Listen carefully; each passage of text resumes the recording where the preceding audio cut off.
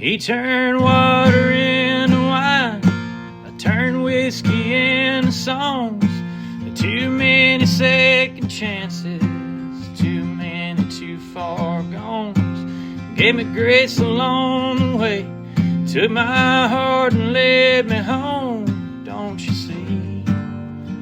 It's a God thing for me.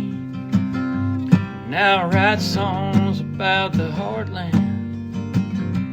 My heartland's in Tennessee. Welcome to the Heartland Journal podcast with Steve Abramowitz, editor-in-chief of heartlandjournal.com. Howdy, y'all. Welcome back. I'm Steve Abramowitz, and this is the Heartland Journal podcast. On this show, we are focusing on our nation today with always an interesting person making a positive change in our community and lovers of truth. Today, we are talking with special guest Vincent Cavaleri, the guy that I actually came up with the positive change in our community and lovers of truth tagline for, because you're about to find out that's who he is. You've heard the name, hopefully read the columns. Now you get to meet the man. All right, so if you go to heartlandjournal.com, at the top of the page, you'll see some cool tabs. We have news, of course, first, and next to it is journal entries, right? Heartland Journal, journal entries. Clever. Podcast tab is to its right, where you can see the show and all the others. So click on journal entries and it takes you to all our contributors pages. I'm first, only because my last name is Abramowitz and starts with A. We ever get an Aaron or an Abbott, I'll be second. So alphabetically, Gigi Butler next, Andres Calder the second, does sports, and there he is, Cavaleri. Vincent writes for us every Monday and has since, before I took over the Mill Creek View print newspaper in Seattle area under founder Fred Philbrook. When I took over the paper, I got Vincent to take on the Big Bad Seattle Times.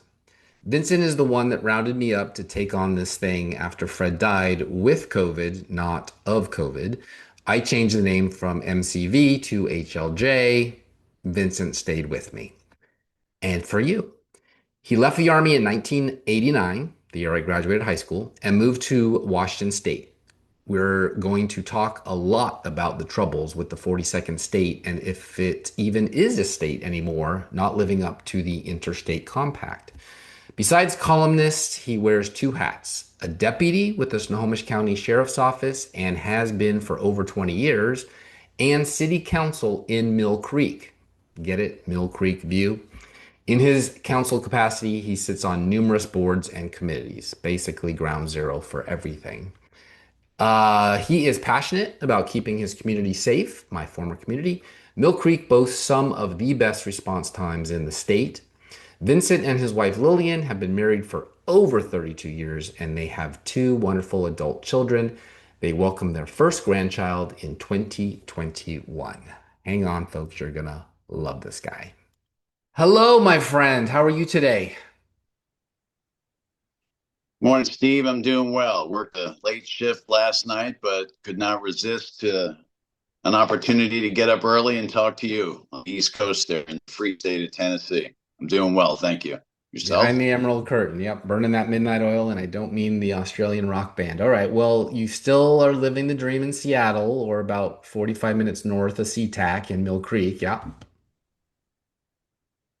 Yeah, we're still, I guess, holding the line. I guess for the folks listening or watching, Snohomish County is a county north of the communist King County, which has the capital of Seattle. We're still attempting to keep the ideology south and maintain some stability and decency in Snohomish County. So. Yes, still living here, but hopefully not for too much longer. Yeah, we'll get to that. You still have the Redmond Microsoft campus creep that's always heading north. I don't know if you know this, but Bill Gates' dad actually founded Mill Creek even before there was a golf course there. Did you know that? No, I didn't. I assumed it was my understanding it was a Japanese investment firm that built the golf course and of course subsequent the neighborhood around it. Yeah, golf course came second. Bill Gates' dad first. Rest his soul.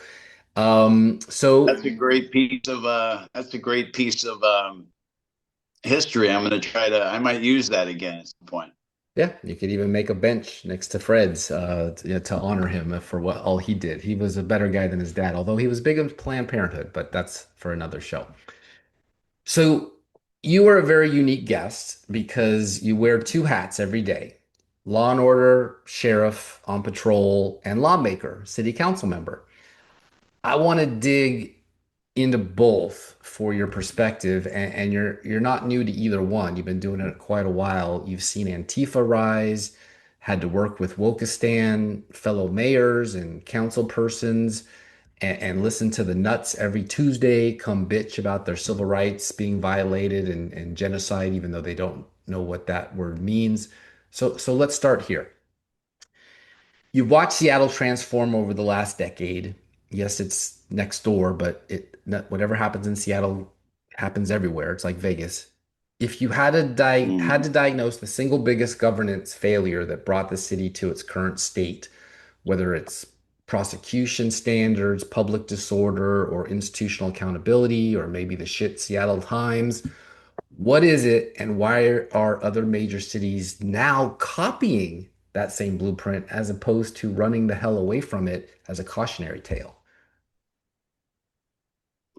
Well, if you got to give it one word, all of it boils down to progressivism. Is this flawed philosophy of this utopian dream or this Xanadu of a culture beyond capitalism? That this idea what the kids are being taught that socialism is a good thing, and matter of fact, the data bears that out. That I think it's 53% of young people have a positive view of socialism, which doesn't mean they actually believe that. It's just, I believe they simply don't understand what socialism or communism is.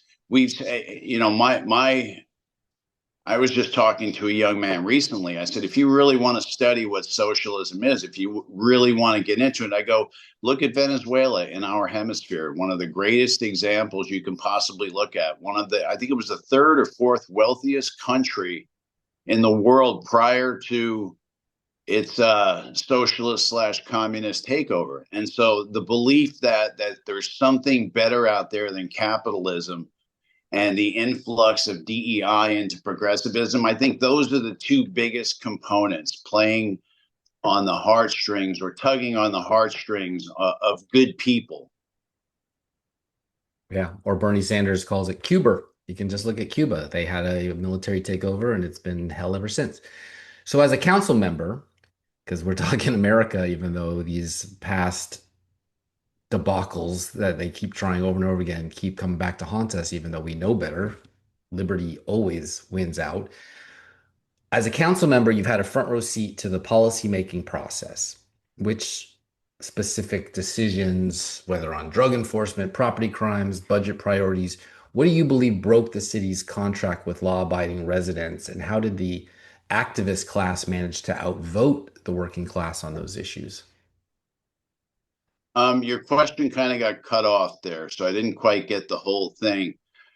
So if you wouldn't mind repeating it, Sure. I got snippets of it. So do you believe that the city broke the contract with law-abiding residents, and how did the activist class manage to outvote the working class on those issues?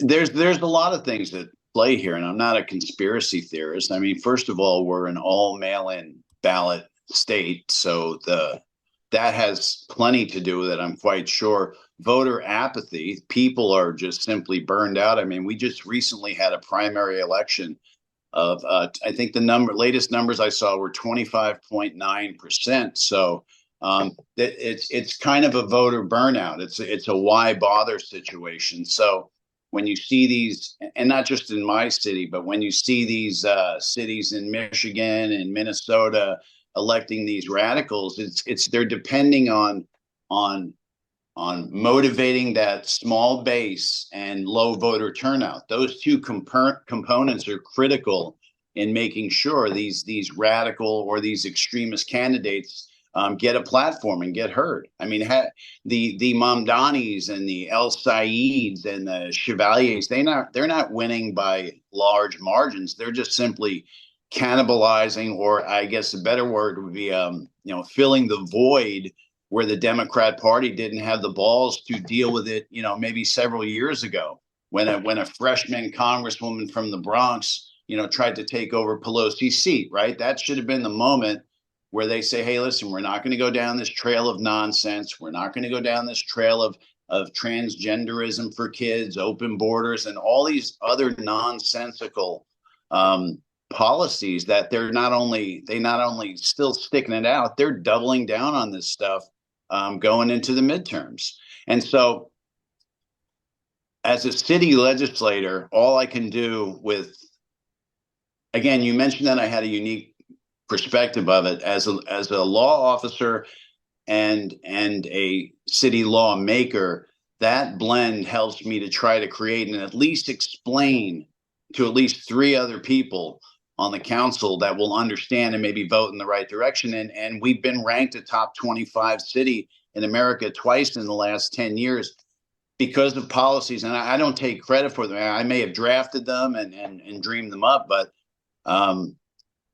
it's still, you still need to count 3 other votes, and it still needs to pass 4-3, just like our Constitution says. But they're pushing back hard. And right now, I don't think after this term, I'm not sure I would run again. I just don't think it's like we're being outrun now. You know what I mean? It's become very difficult. It's now 5-2 on the council. There's no more independent thought. There's no more rational conversations. It's just radical ideology versus sanity, in my opinion. Yeah, no, they won by attrition. I mean, it was the Maginot Line, and they just kept coming and coming like Terminator. And here we are. I mean, there's only so much you could do.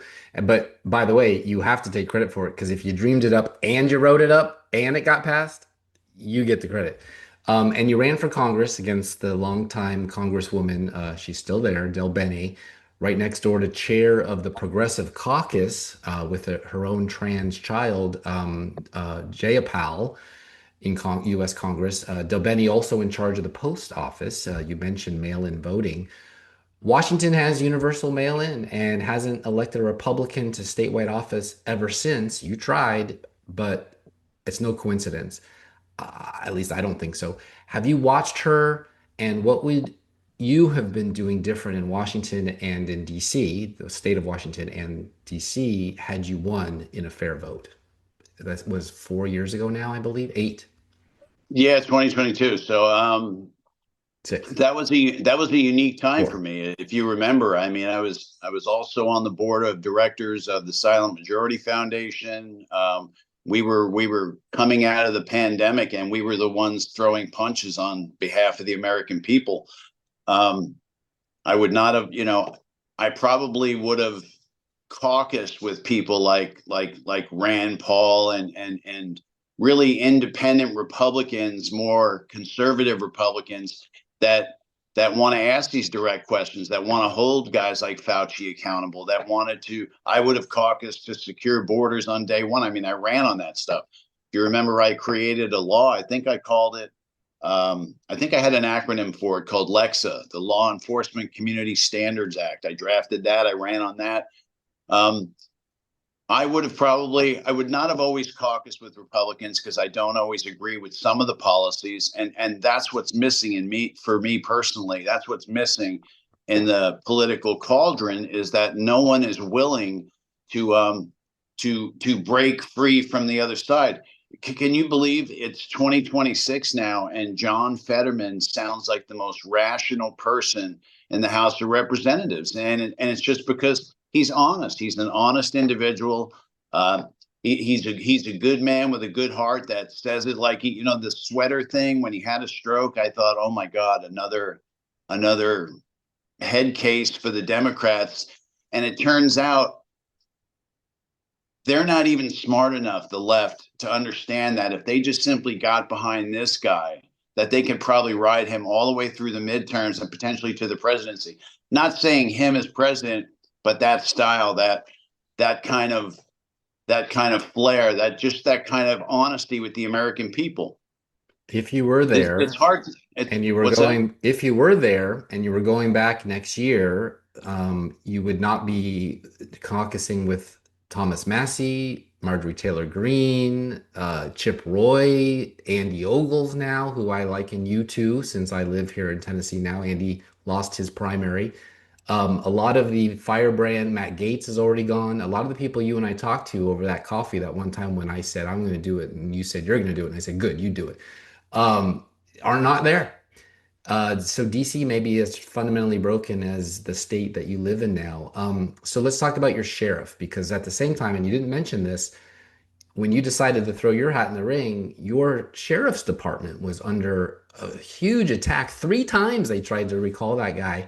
We'll talk about how that ultimately resolved in engineering the ballot. But as a sheriff, your office has a direct jurisdictional role, more than say city police, but you're still operating in the same countywide ecosystem.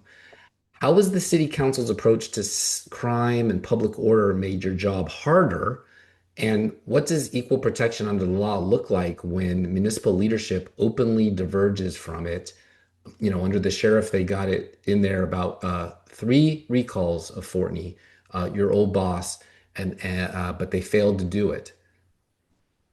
Well, but there's the dynamic here is that as a city, we have our own police department, and I work separately for the sheriff's office. So I'm certainly not speaking on the sheriff's office behalf, just to get that clear. Under Washington's Constitution, the county sheriff is the supreme, and I'm quoting, the supreme law and justice enforcement officer of the county. Simple as that. And so they passed the law in Washington state this year to undermine it, where now an unelected group of bureaucrats can simply remove a sheriff based on what they call the law enforcement. It's from the Law Enforcement Academy, or BLEA, Basic Law Enforcement Academy. This group of individuals that accreditates officers for service, they are now the ones that decide if a sheriff stays or goes. They've taken that right away from the people.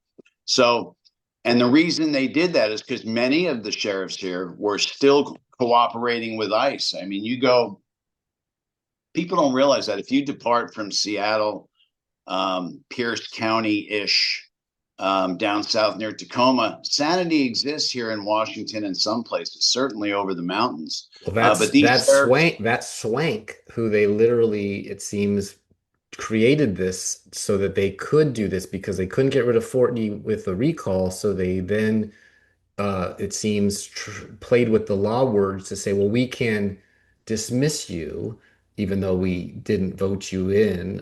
Sorry, we didn't recall you. We will just dismiss you as a committee, and then we will reappoint you. So now we got the power to appoint, like we do. It's very confusing, but you can now appoint in King County, but now you'll be able to reappoint in Pierce once they get rid of Swank, who doesn't play by their rules because he's a constitutionalist, right? Is that kind of what this is? It's the Swank rule? Yeah.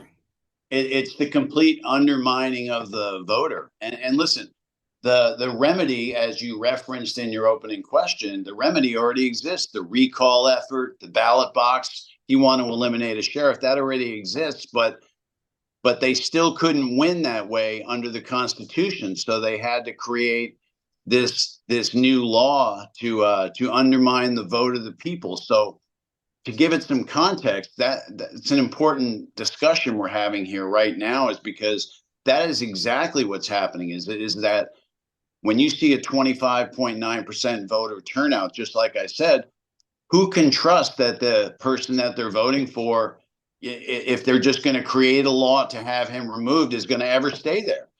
And so it's a sad reality we live in. And the sheriff, and what they did to the former sheriff, Adam Fortney, who's, by the way, running again next year. He's already announced his candidacy to run against the current sheriff. Wow. And I do fully support him. Glutton for punishment. Yes and no. Yes and no.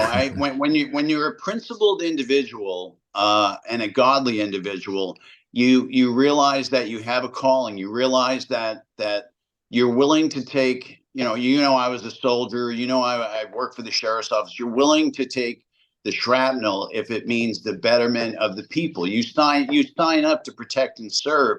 And some of us still believe that and deep in our bones.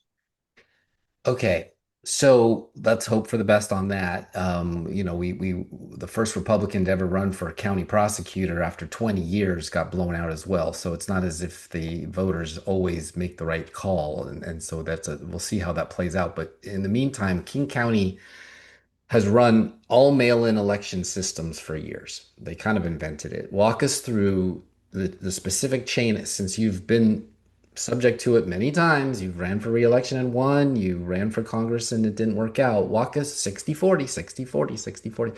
Walk us through the specific chain of custody vulnerabilities you see in that process, from ballot harvesting and granny harvesting and signature verification standards to the tabulation timelines. And I have the reason why I know the answer to that is because I got a follow-up question about Steve Hobbs and Harmeet Dillon right now going on. But what that make Seattle a case study for national skeptics on mail-in voting? I mean, it's really a scheme and a scam. I mean, it's funny. Nick Shirley, I didn't mean that to sound disrespectful. A very young journalist, 18, 19, 20 something. Here he is running around the country exposing two, 300 homeless individuals at the same PO box where they register to vote. Don't forget, in Washington State here, if you apply for a driver's license now, just like New York's green law, you're automatically registered to vote.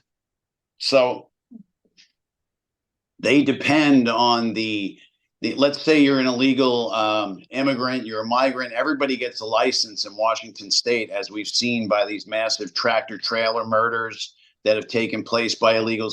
But once you get your license, you're automatically placed in the voter registry. And so if you vote, it's still a crime, but they're saying that's on you. You should have known, to the unsuspecting illegal immigrant, or even the legal immigrant who just simply believes, hey, I just got a ballot in the mail, I'm supposed to be voting. So People the have to system understand, though, that I get what you're saying, but people have to understand it's not like they just came off the boat down there in Seattle and, walked past the Fairmont and got a voter registration card. Some of these people have been here 15, 20, 30 years. So of course they're voting, but they're illegals, and they've been living on the illegal system because it's a sanctuary state. Yeah, no, you're absolutely right. And I tell you what, you go to any homeless shelter, right? You want a bed, there's a vote, and if it's a certain time of year, there's a or an application to register to vote, with every bed, with every meal. This is how it operates in these states, and so they've been doing it for years. Felons A too, friend of right? ours, Most I'm sorry. places, most places, felons lose their right to vote, but not in Seattle or Washington State, right? Or is that Yeah, you get them back now. You get them back once you've done your time. And again, so it's like, we've known this, right? We've known that this influx of illegals coming across the border, between 16 and 20 million are the estimates. I mean, who knows what the real numbers are? We know that the Democrats, that was their plan all along, was to maintain power by having illegals vote. I mean, you don't need rocket science to figure that one out. so? Given Um, that, Vincent, given that people know, as you said very clearly, people know, why can they not register beyond 25% Christians and conservatives and Republicans to change it? If they did and move the needle 1%, the state would not have these problems that you're talking about. It's pretty incredible. That's perplexing. So it has to be. I've sat through many church pews, through many church services in the pews, and had these conversations and heard these conversations, and everybody swears that they're voting and everything. So perhaps there's something more diabolical going on. Perhaps the numbers are being fudged.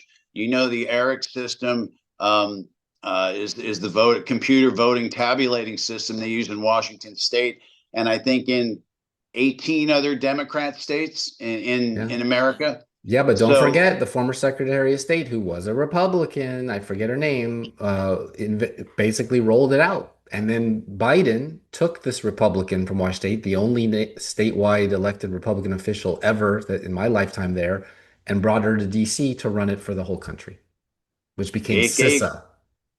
they gave her a promotion. You're absolutely right. I can't think of her name either, but the current Secretary of State, Steve Hobbs, again, will not turn over voter rolls. He will not allow us to investigate. And now everything has to go through the courts. And again, this is how they tie things up. But we've known for years and years that this is their plan. And what do we do to stop it? More Christians voting. But back to the point I made earlier, apathy sets in.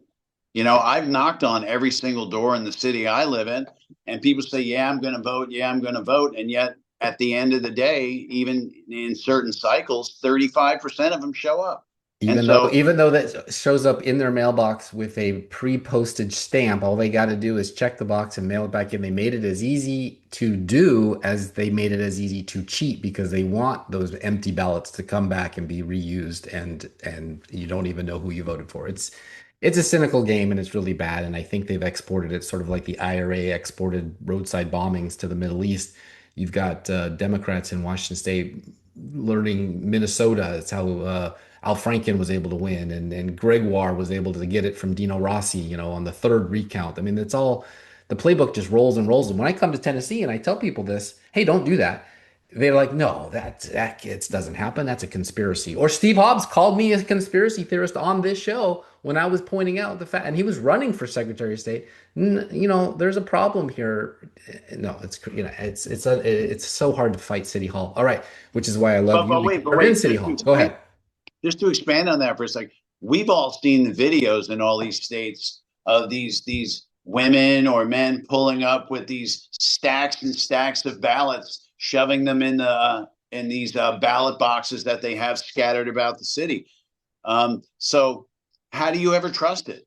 No, and that's what this is why it was important. Jeff Zuckerberg figured it out. He looks at the algorithm, sees where the conservative districts are in Washington State, and they leave the drop boxes filled with ballots till a week later, and then they end up in a ditch or burned in the post office truck because they're willing to, burn the city property or federal property than to count the vote because they want to maintain power so badly. It's all been very it's been like its own little petri dish, its own experiment. Washington State, do that. You go back to the Baker Carter election integrity study, the big one that they did, and they said mail-in ballots are the most vulnerable to cheating. That was supposed to be, don't do that. But Democrats said, oh, thanks for telling us. We'll do that, especially in Washington State, because no one ever pays attention to there. They care about salmon rights. For 1 hour, they cared about World Trade Organization, but every other part of the time, they don't care. But what they don't understand is it has national repercussions because that's how democracy can be effed with. No, you're absolutely right. And that's why it was important for Republicans to pass the SAVE Act. And again, they didn't. It's pretty damn frustrating. I mean, well, Murray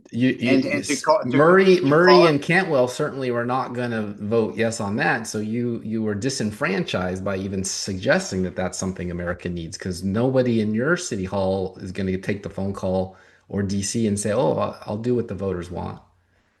Yeah, just look at New York. I mean, Mamdani says that if you want to come and help shovel snow, you need to provide ID so we can pay you and collect taxes. Yeah. But you don't need ID to vote in an election. So his communist grocery stores are going to require ID, although he walked that back for the same reasons. Like, oh, I didn't figure that out. But we know he's dumb and he's just a made for TV mayor.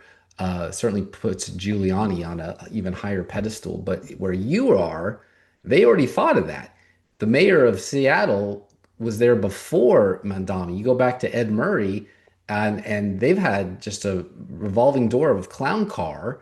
And I remember very clearly when Sawant beat Ari Hoffman with homeless votes and mail-in ballots and things burning in the ditch that probably had the R on the outside of the envelope, so you knew who it was.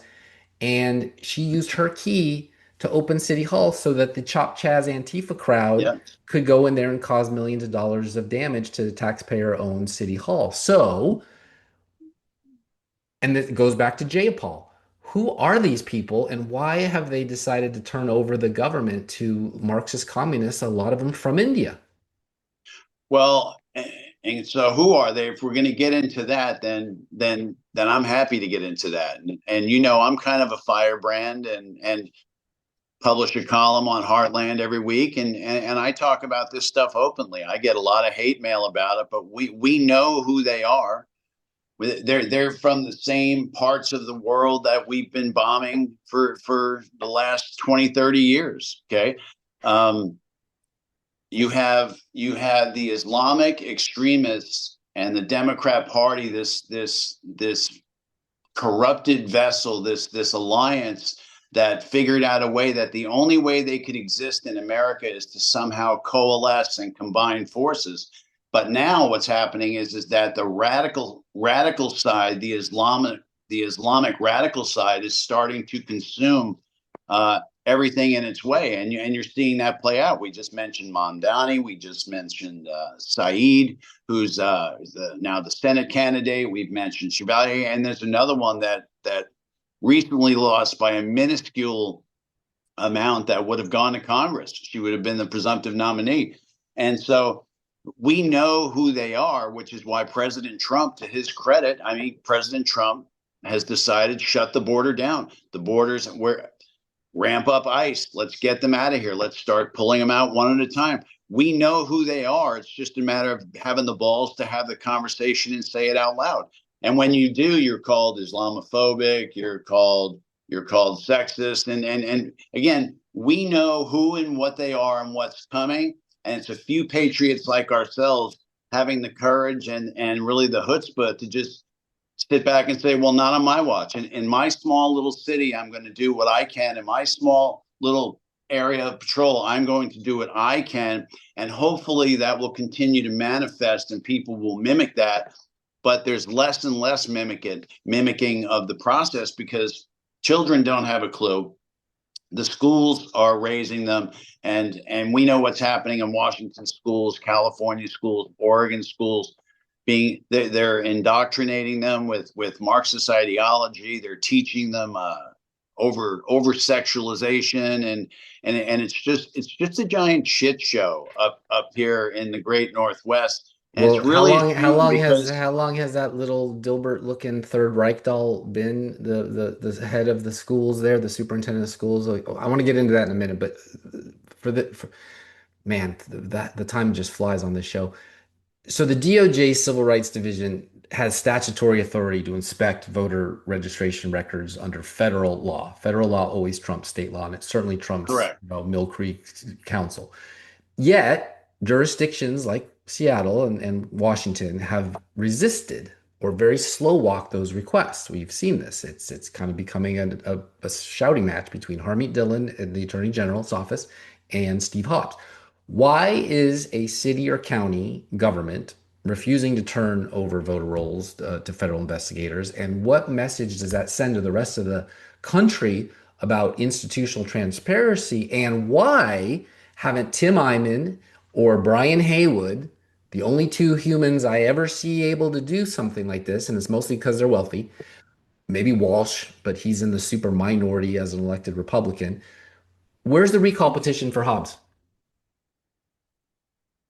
That requires money, like you just said, and for some reason, when the problems are, the people that let me start again.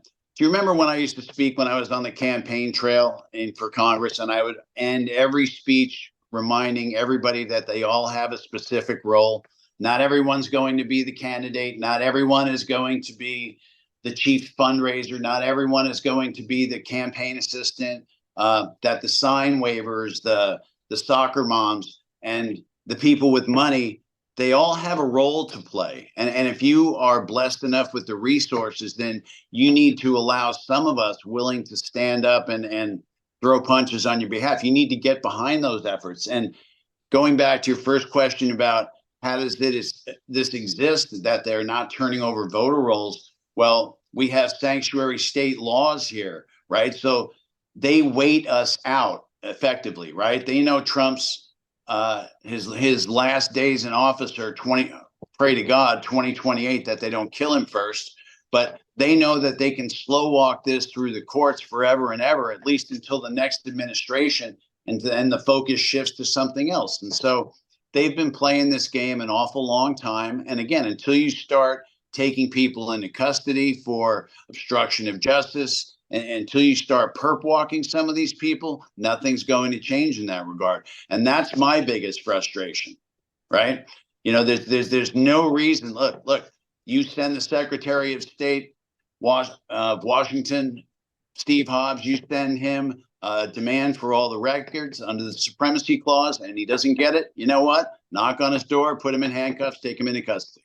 Going to take that. It's going to take federal intervention. I mean, look at this. Bob Ferguson spent so much money when he was Attorney General that could have been used to fight the Spokane fires or filled potholes or anything else, but instead he sued Trump 99 times for nothing, did nothing. He's the governor now, the worst governor since the last one, Jay Inslee, the sea star from SpongeBob. I haven't. No one ever tried to recall him either. Neither one of them. Why does the state not use the powers of the citizenry to correct these wrongs? Well, they do. They do. They do use the recall efforts. They use the initiative efforts, and they seem to always fail. Let me give you an example. It is, I think it's I-645 is to repeal the millionaire's tax. That's the personal income tax on people making over $1 million in a year. And so this is causing massive an outflux of individual jobs, and I can get into that in a second. But well, Bezos left. Gates doesn't even live there hardly. I mean, all the billionaires have already left. They saw it coming. Starbucks just closed its Third Avenue storefront yesterday. Their biggest one. So anyway, so the initiative process. It's very misleading that people don't understand that you have to vote yes to repeal it. Meanwhile, the not so educated voter might otherwise vote no, thinking that they're supporting, you know what I mean? That they're supporting the opposite. So it's very misleading. So that's where those people with the funds and the money, that's where they need to be pumping out the information to people, running the commercials that yes means you eliminate X. It means it goes away. Yes means jobs gets to stay. You know, if we're getting into that, I mean, you just look, by the end of 26, the Dreamliner of Boeing will be completely built in South Carolina. 100% of it. No more here in Washington. Well, that's been the longest patient bleed out in history. I mean, when I first moved there in 1998, that's when they first moved the headquarters to Chicago. I mean, this has been the longest union FU in corporate history. They'll be writing books about how South Carolina won that business, and it took, I guess, Lindsey Graham to finally pass away before the dam could finally burst. But yeah, that's a joke. Microsoft, when they were being sued by the Trust Department to split into money pieces, which they didn't, as you can see, we're talking about moving over to the border to British Columbia, Canada, and just not even playing by these same rules. And this is very interesting because here again, Washington State is demanding and forcing people to do things that are extra constitutional or against the state compact. Oregon joined them. California has now joined them on this healthcare scam. So okay. So you were front and center suing Biden. So not just a lawmaker and law enforcer, but law defender with the Silent Majority Foundation, with a former partner who's now a state U.S. attorney who the long-term fossil of a senator tried to block, but I guess failed. One of the only groups fighting back against lawfare and the weaponization of the Department of Justice and Washington's Attorney General at the time, now he's the governor, and their COVID fascism and anti-Second Amendment gun restrictions and taxation without representation and everything you could imagine, they just do what they want. Another place that can't do reading comprehension, right? Shall not infringe, but Washington infringes. What did you learn in the court system about government overreach and citizens' rights to actually push back? Well, when the left understood it a long time ago. Saul Alinsky wrote a book, and as you know, Rules for Radicals, and they talk about how you have to infiltrate and get elected to school boards. You have to get elected to prosecution offices. You have to get elected to sheriff's offices and all the above.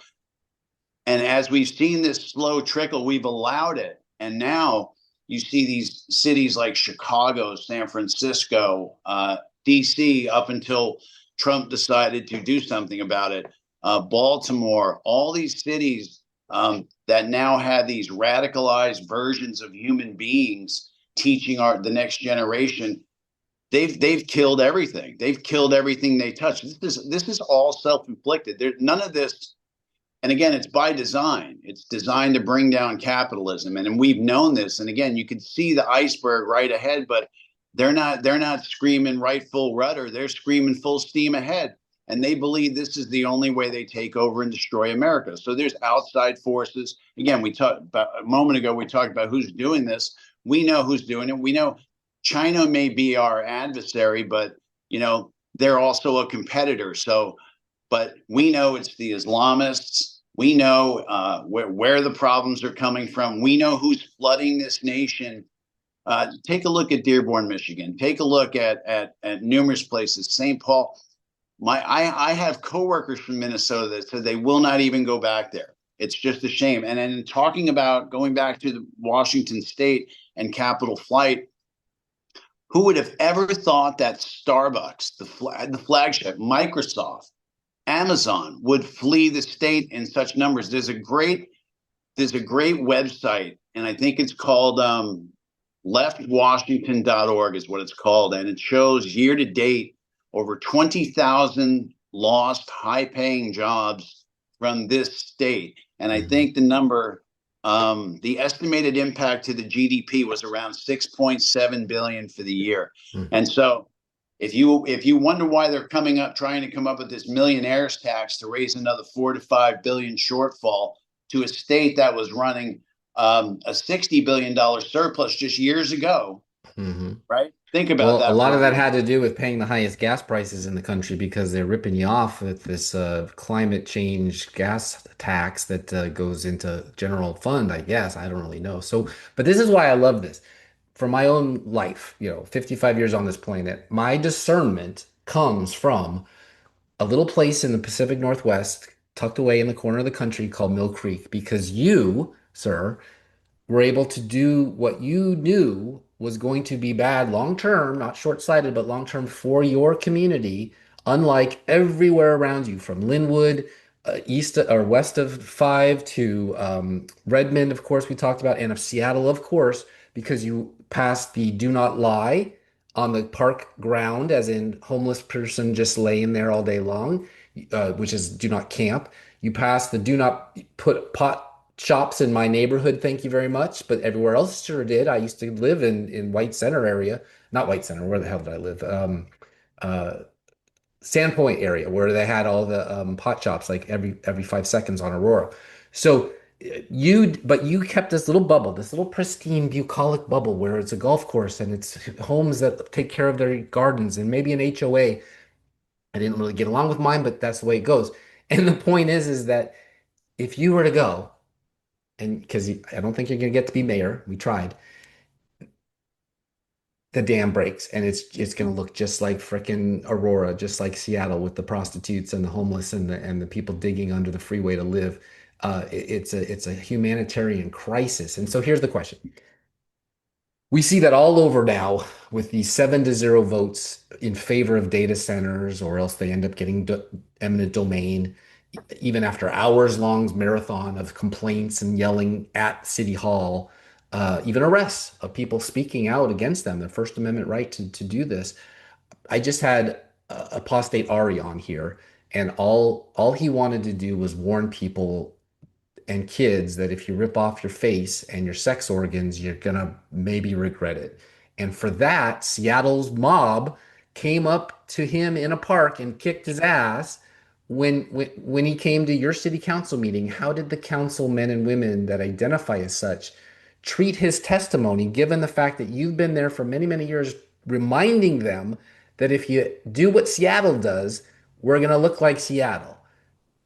it's great here. People want to live here. People pay their taxes here. People don't flight from here because we didn't do that. And there you go. In one human being, apostate Ari, you have a example of don't heed the warning and you're going to regret it. It's pretty sad because to your point about why continue to go down this treacherous path, the template exists, right? We know how to fix it. We know what works.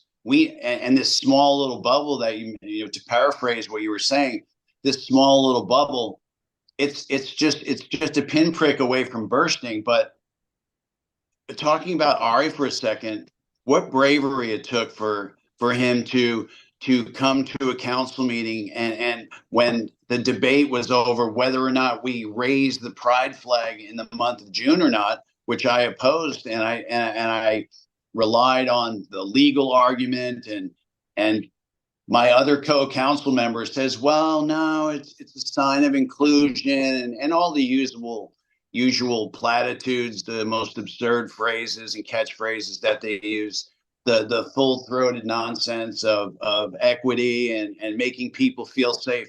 Well, do you think that when Ari sees that flag that she feels safe? She testified that she doesn't feel safe, yet they still voted to, first of all, parliamentarian wise, I was able to stop the conversation to kind of from going to a vote. So that hasn't happened yet, but next year, my last year there, they're going to try to get it a flag raised in June. And again, we've been able to just say, hey, listen, there's only a few flags that should be held at any public building. Otherwise, it becomes a community debate property for the most part. The U.S. flag, the state flag, and the POW MIA flag. Those are the only three flags that should be waving in front of City Hall. Otherwise, it becomes a debate platform. And there's been plenty of court cases that have ruled. Boston just had to pay out a 6 or 7 figure sum for refusing to fly a Christian flag for this individual. And so it takes people like that to actually take on the system and shake it. And once you do that, again, Mill Creek is a great example of if you can just get 3 other people to think alike to some degree, just for a short amount of time, what's in the best interest. And having to live in the city also provides a great nuance to it because you're directly affected.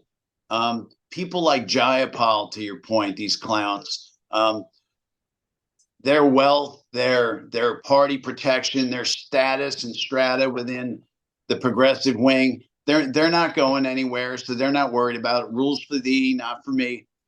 They don't care what happens around them because the so-called elites are always going to be protected by armed officers, giant walls, and police cars. That reminds me of the instance where somebody threw a rock at her window, and what is the first thing she does? She calls the police when she had been just spending the last 2-3 years defunding the police. So it's exactly right. Security for me, but not for you.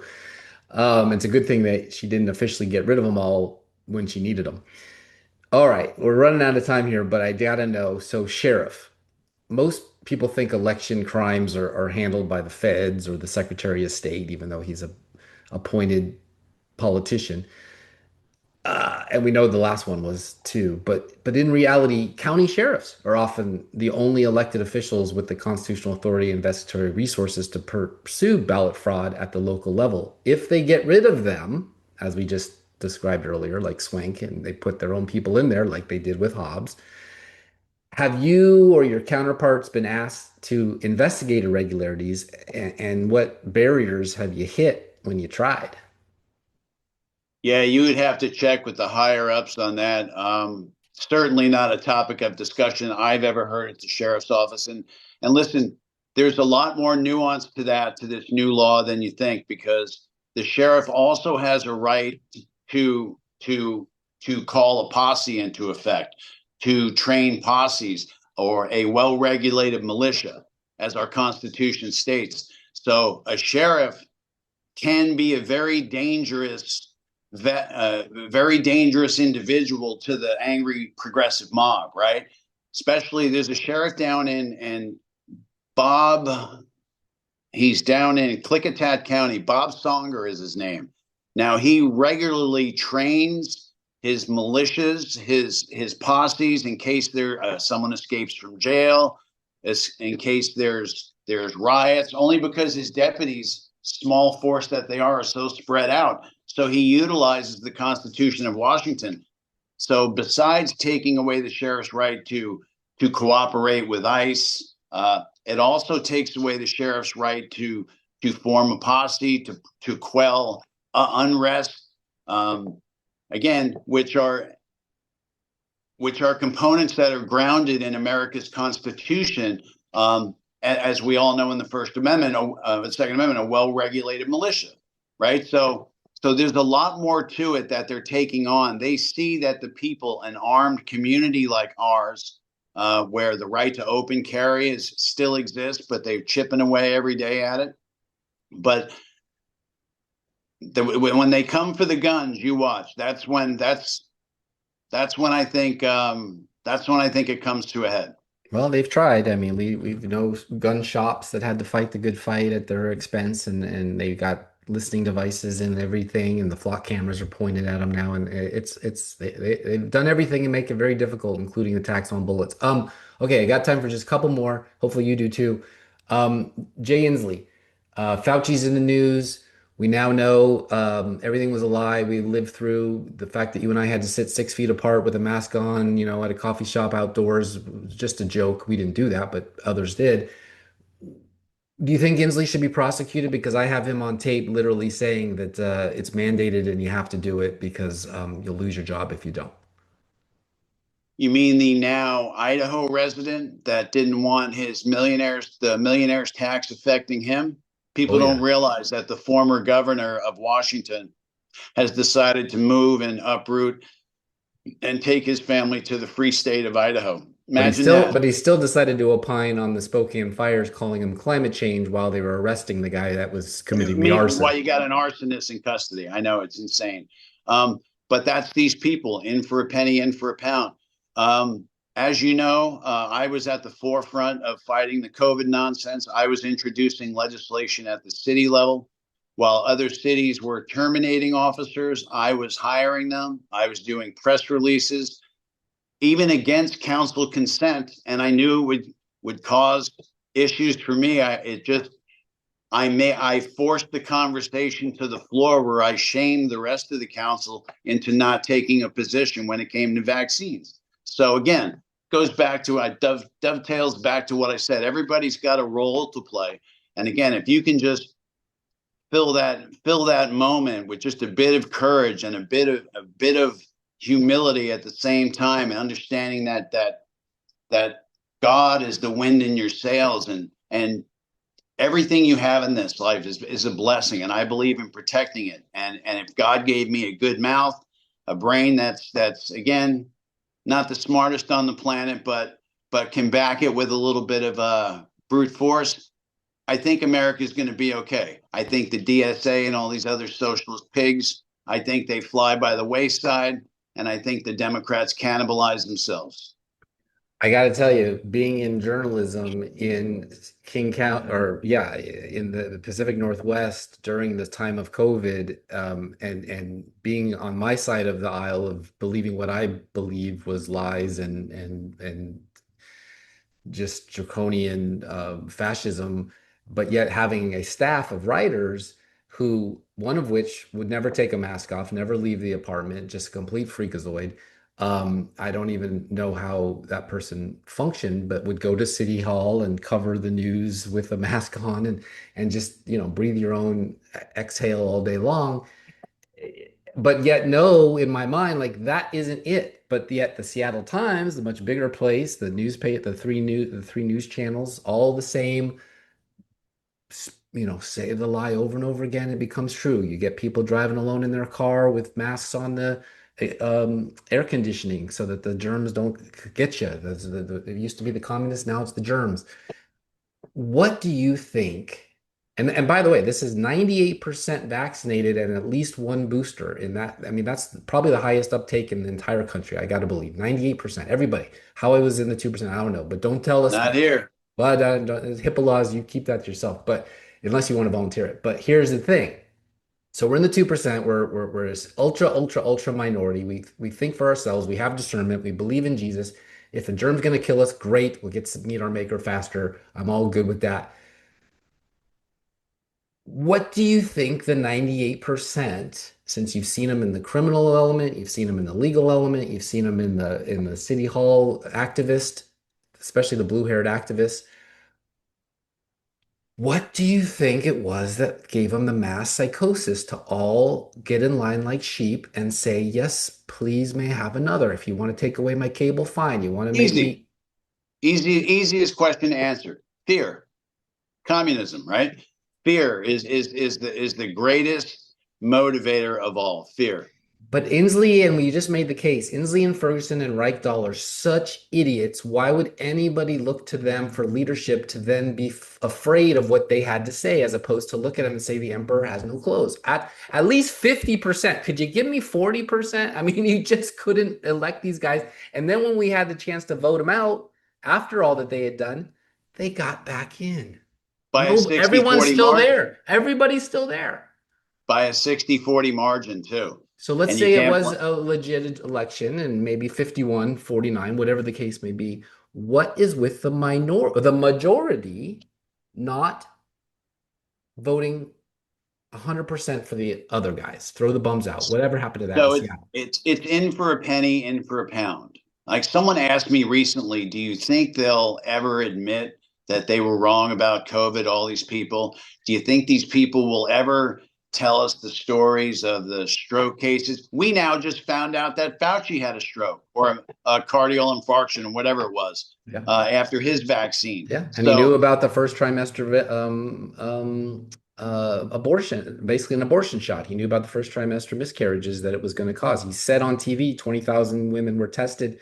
It's all good. In reality, not true. And so I've always believed, and this is where I'm a huge fan of Rand Paul. He's the dog with a bone with this guy, and that's the type of legislator. I'm not always on every side with him, but I'm for having the debate and listening to the rational discussion. But you're also in the sheriff's department. Why doesn't the sheriff put out a APB for Ferguson, Reichdahl, all these other people now that we know that they lied and cheated and killed, and arrest them? It's the only place it can happen. It's one of the reasons why they're trying to get rid of them. It's the constitutional exactly election. right. So why doesn't the current sheriff do it? They also have power. They don't have the trifecta. They have the superfecta. They have the governor's mansion, the legislature, the Senate, the attorney general's office, and the secretary of state. They have all those things. And the Supreme Court now that Ferguson's put all his buddies in there.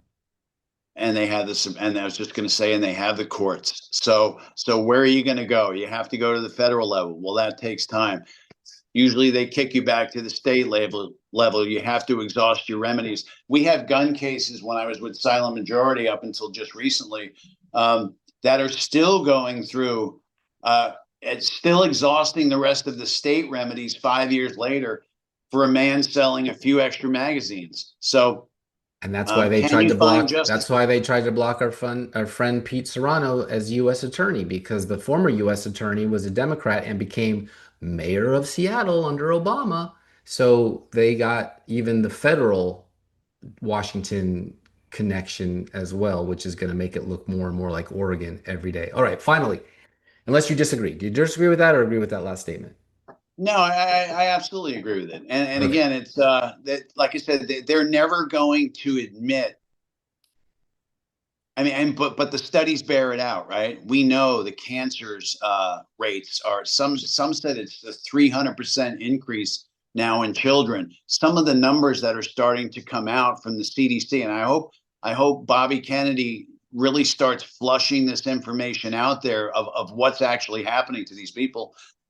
Don't forget, I will never forgive these people for allowing seniors to die by themselves, not being able to be with their loved ones in their last days. Well, my mission, not only that, Vincent, then, as a council member, let me finish. My mission back then was to get this guy Fauci, this prick, this this narcissistic bastard that, and excuse my French, that knowingly killed these people, knowingly allowed the human population in America and the world to be used as guinea pigs to profit from. And on when, again, we know for a fact now, after we knew back then that when Obama put the moratorium in place about these types of virus mutations, that he just simply offshored it. We have the documentation. That's why his off the hook from the presidency goes all the way back to 2014. So that's I'll die a happy man once I see him do a perp walk.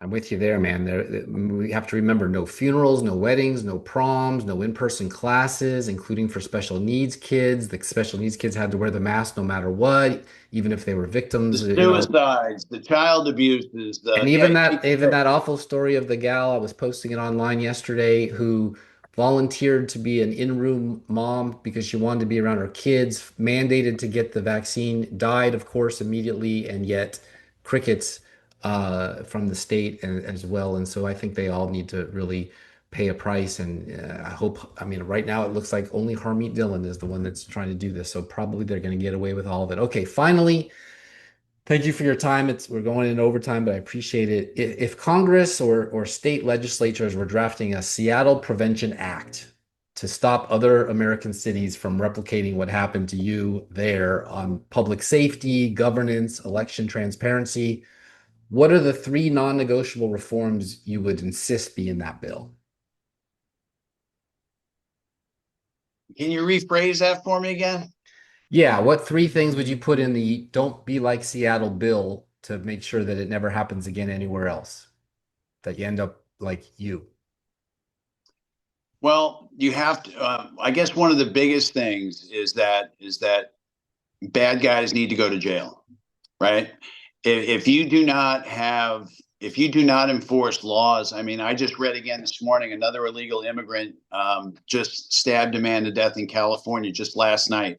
Someone that shouldn't be here, someone that had an ICE detainer put on him, but the state of California would not honor it. So they released him. Day later, he killed somebody. That would be the first thing. I would make sure that the rule of law is enforced. Secondly, the oath of office, taking the oath of office and making you honor the oath of office.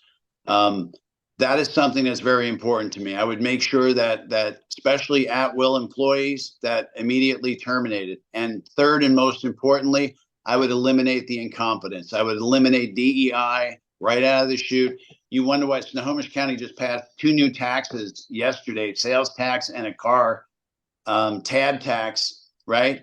Just so we can support the Department of Social Justice within Snohomish County. So those 3 things, I would eliminate everything DEI, make sure bad guys go to jail, and I forgot the other one, but it was probably good. Yeah, no, they were really good. You said law and order, which obviously makes you a Republican, and well, yeah, I'd love to see some voter integrity issues, but okay, those are your 3. That's good. All right, well, Vincent, well, thank you for your time. Please tell our listeners where they can go to find out more about you and follow your social media and read your columns. Yeah, you can check me out on heartlandjournal.com, as you know, as we're telecasting from here. I put a column out every Monday. You can catch me on social media, Facebook, Truth, all of them. I'm around. Councilman Vincent Cavaleri. If you got any questions, love to hear from you. Got any comments? I like the snide comments. I'm probably better at them than you, so just be advised. You will probably take a beating. Yeah, you are pretty combative on Facebook, so that's a great place to watch and see you justify your comments, which is good, because if you just run away from them, then it's not really worth saying, is it? All right. Well, I want to thank you again for being a contributor to heartlandjournal.com, coming on the show with me, and hopefully we'll get you back some more times in the future, since you got a lot going on, and maybe your final year there, maybe not. I've heard that one before, so we'll see how that goes. But hang on, folks. I will be right back. Wait. Let's not forget October 10th. You and I will be sitting right next to the stage watching Rush live in Seattle. I'm very excited about that. Nice steak dinner beforehand. Going to be a great time. Look forward to seeing you in person, my friend. My first time back to Seattle in quite a while. Hopefully, it hasn't burned to the ground before then, but if it hasn't, maybe we'll do that with Rush. All right, that's true. All right. Well, hold on, everybody. I'll At be right least we can find Xanadu with them.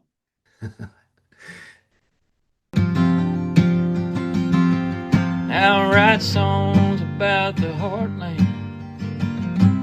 My heartland's in Tennessee.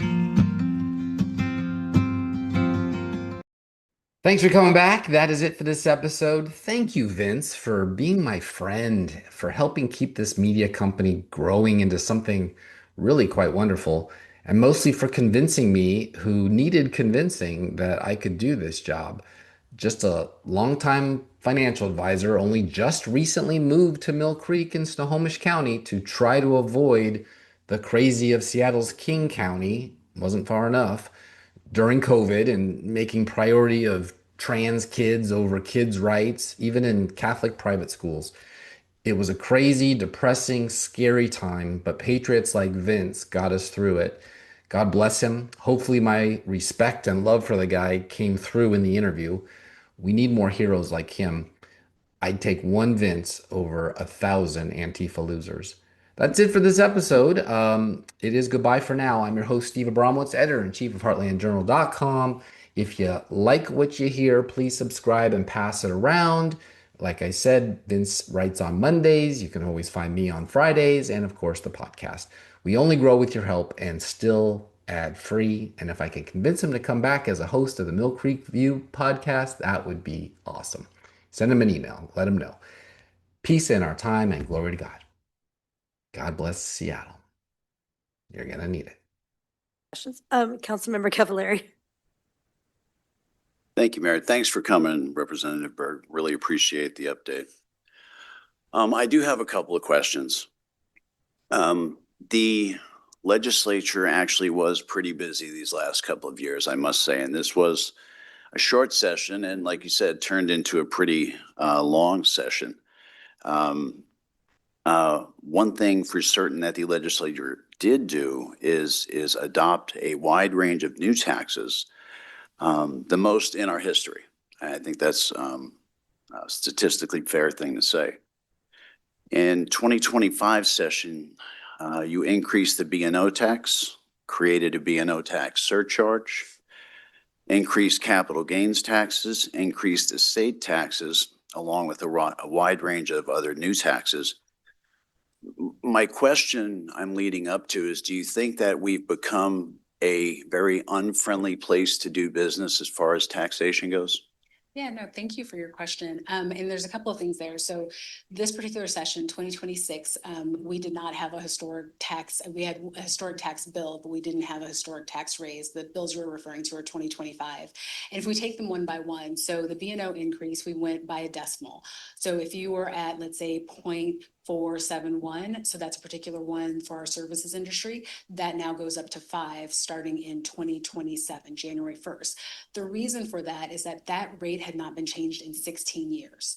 And so that was absolutely a B&O increase, but it was to the next decimal because it had not been fixed and not been changed in 16 years. The second one you mentioned was it was really a big business B&O surcharge. That particular surcharge is only for the largest companies for a 3-year period, the largest companies in our state.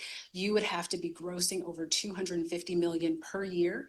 And what we did with that to ensure that it didn't hit consumers, we exempted fuel, pharmacy, and food, fuel, and pharmacy from that one. So that if those very large companies were providing any of those things to our consumers, they did not have to pay the surcharge. That particular surcharge, again, was for 3 years, and it'll be sunset in 2 more years. The third thing you mentioned was estate tax, and we did raise the estate tax in 2025, and I will say it was a mistake.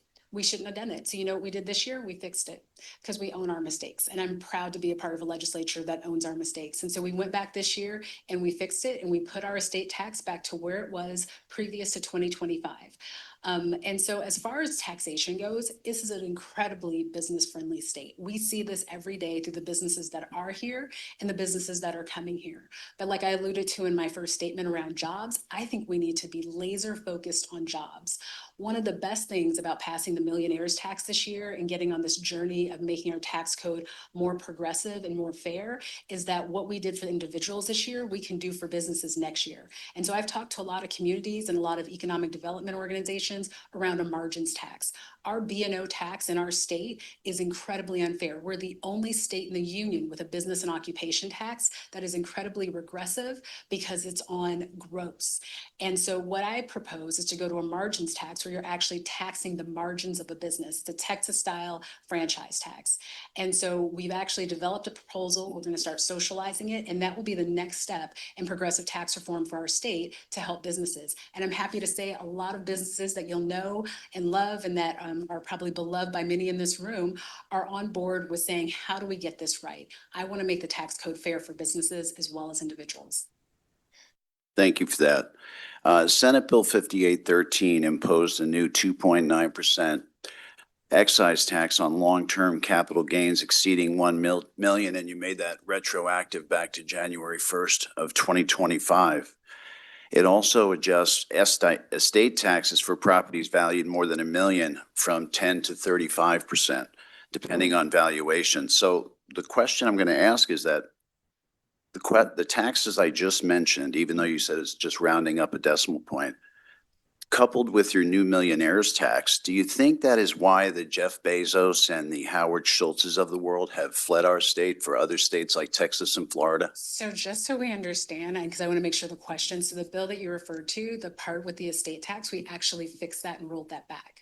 So Okay. is that, so I just want to make sure we're talking about the same thing. Is the bill that you're talking about passed in 2025? And so I'm coming here in 2026. So that piece is rolled back. The other piece of it is cap gains, and we did an extra layer to cap gains. And that is so we didn't add people into the pot. So if you're paying that 7% cap gains because you've had a capital gain over $250,000, you simply now, if it's over $1 million, you're paying 9.9%. And so that was actually really good tax policy, and it did not increase the number of people who are paying cap gains. So just to be clear, that particular bill, half of it is not in effect, the other half is in effect. And I think it was a really good way to do good tax policy. But to your question about people moving, capital flight, I do not believe we have capital flight for our taxes. Jeff Bezos moved before cap gains was even implemented. And he moved because for a lot of reasons, family reasons. Blue Origins is in Florida. His parents are in Florida. His wife is in Florida. Moving because your wife is somewhere seems like a good reason. Howard Schultz, half of us didn't know we were here. He was still here. And the half that did are really recommending that Florida keep him far, far away from their NBA team. I do not believe that capital flight is why these two very extraordinary outliers of individuals have left. But if you know either of them, I would say ask. When I talk to business owners and people here who are of extreme wealth, we had some of them testify on the millionaires tax. They were happy that their communities are going to be increased. Their communities are going to be taken care of. They're able to literally pay their fair share into community. So, I mean, to piggyback on that then, see, Boeing's total workforce grew by 5.5% in 2025. But despite that increase, the workforce in Washington state shrunk by 4% in 2025, roughly a 10% variance. By 2030, the Dreamliner will be built in South Carolina. Roughly 3,500 jobs is the estimate that I just read. So, you're talking about jobs, but what do you think Boeing is trying to tell you here, that they're moving entire lines to another state that are more tax friendlier? Yeah, and I don't buy the underlying premise of your question. So I think they are moving jobs as they will, as a business does, to other states. I don't believe it's because of the taxes. And I know what Boeing tells me because they come to my office and tell it to my face. So and that's not one of the things they're telling me. The particular taxes that you've referred to actually do not affect Boeing. The B&O surcharge does not affect Boeing. The millionaires tax will not be affecting any of the Boeing employees that are currently employed in all of our plants. So I would just say, let's figure out a way that we can get to some questions where we can get to some answers. But the questions that you're posing I don't think there's really answers to them, but I think they're there are questions that that probably you just want to read into the record. So let's shift gears. Your caucus passed House Bill 2034, which terminated the law enforcement and firefighters retirement pension plan, also known as Left One.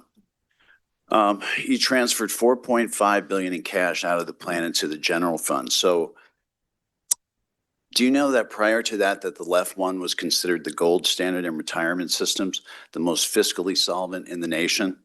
So I guess my question is what would you say to those retirees that held up their end of the bargain, that they put out fires, they protected you, they protected our families, only to have their retirements switched up, turned over, or in some cases, the word someone just used for me was plundered. How do we square that with them? So I've talked to a lot of retirees who weren't very happy with some of the fiscal moves that we made with that particular, with Left One. But it was the right thing to do fiscally in this moment. Those retirees will absolutely be taken care of. We did not break any of our promises to the existing retirees on Left One. Okay, and last question. I promise I have a whole couple of pages here, but I won't steal the floor. We can always go out to coffee. You know where to find me. Well, I sent messages through the portal, to be fair, and haven't been responded to, but that's okay. I know you're a busy person, so we got you now. So, second substitute Senate Bill 5974 now allows the state's Criminal Justice Training Commission to decertify an elected sheriff and declare his or her office vacant, as you know. Why would you pass a bill that takes away really the authority away from the voters and puts it in the hands of a bureaucratic, really establishment created by you? So I personally did not create the CRG. You know what I mean. I kind of do, but I also know it's a little bit of a loaded question. So Senator Lovick's bill, I was happy to vote for it, and I'm happy that Senator Lovick proposed it and made it through the House and Senate. And I'm sure when he comes, you can ask him this question as well. But the underlying thought is that an elected sheriff should have the same qualifications as an appointed sheriff, that it's up to us as legislators, as policymakers, to ensure public safety. And frankly, it's unsafe if you have someone who is elected, that it's less qualified than someone who is appointed. And so we do have the Criminal Justice Training System, which is a body that's renowned, that's award-winning, that does a great job of training all of our public servants, our police officers. The police officers that serve here have been trained there. So it's not a partisan body. It's not, just anyone. These are actual standards that actually exist for reasons. And the reason is to protect the public. So I'm happy that we passed the bill. It was clearly needed. And I'm happy to be serving with someone like Senator Lovick with 30 plus years of law enforcement experience who saw a need and filled the need with that bill. But the state already has a remedy to remove a sheriff, as you know. We just went through 2 of them, recall efforts here in the state. And it also has the following or subsequent election. Why go around the Constitution is my big beef with the whole thing. Why not let the people decide instead of the underlying, you're under the question. I do not believe we're going around the Constitution. So I believe it's better for public safety to have appointed sheriffs and elected sheriffs have the same qualification. I totally agree with you. And if it were simply accountability, I would say, why not let these standards apply to all elected leaders in the legislature, in the Senate, and just why just really just, I guess, carve out this position, the elected sheriff, the supreme law enforcement officer in a county. So you're asking, why doesn't the Criminal Justice Training Center actually become over all elected officials? Is that the question? No, the question is that you're asking the CJTC, which is the acronym for those paying attention or not. You're asking them to provide oversight over someone or somebody that the people elected to office. And I'm saying if that's it's a sheriff. So are you asking, should they be over all elected officials? Is that what you're asking? I'm not saying that at all. Okay. I'm saying if you're willing to carve out one position that has oversight from an unelected body, why wouldn't you do it for others? Again, we'll have to agree to disagree. Okay. See, I'll quickly wrap this up. Isn't it I was gonna say, can we come back I mean, and it, talk about promise I'll wrap this? this up. but it seems odd, doesn't it? It It's- just seems odd, but keep going. But real quick, unlike a police chief, a sheriff is elected. We as a council body or a mayor or a city manager, chiefs are appointed.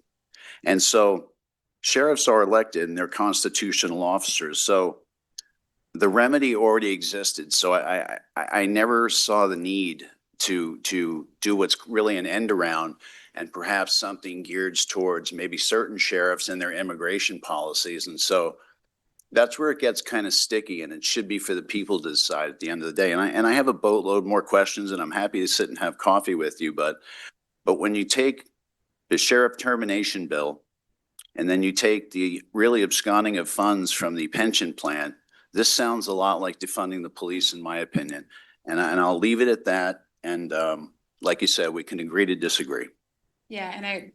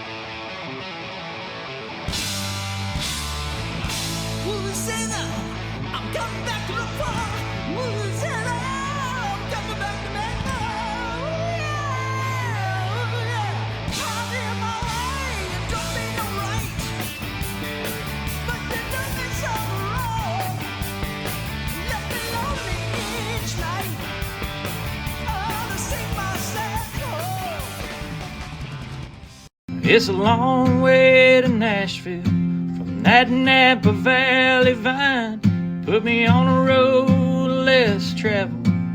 Lord, now I know why. God knew I'd get there in His perfect time. Heartland Journal Podcast is the media property of heartlandjournal.com, where you can find news stories, commentary, and content serving the heartland of America. Any views or opinions represented on the podcast are personal and belong solely to the creator and do not represent those of the people, institutions, or organizations that the creator may or may not be associated with in professional or personal capacity unless explicitly stated. Now I write songs about the heartland. My heartland's in Tennessee.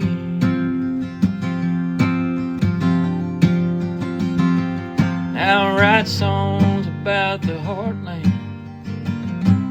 My heartland's in Tennessee.